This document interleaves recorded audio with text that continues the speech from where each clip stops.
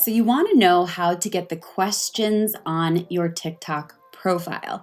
This is also called Q&A. What I want you to do is go to your TikTok profile. By the way, my name is Rachel Pedersen. I'm a social media strategist, and every single week I produce tons of free and ad-free tutorials and trainings on this YouTube channel, so be sure to hit subscribe only if you like learning for free. So you're gonna look at your profile, and right in the middle of the profile is that red line that says Q&A, and there's a little question in a box.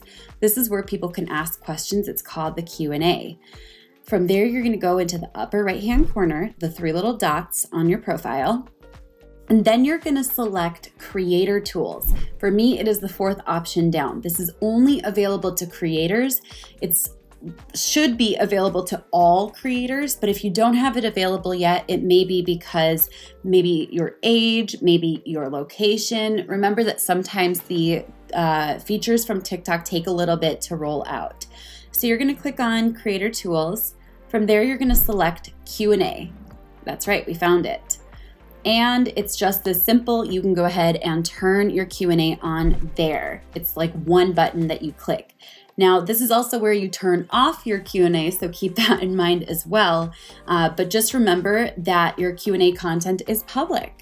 Okay, so keep that in mind. I hope this video served you. If you want to learn more about Q&A, comment below and ask any of the questions that you have.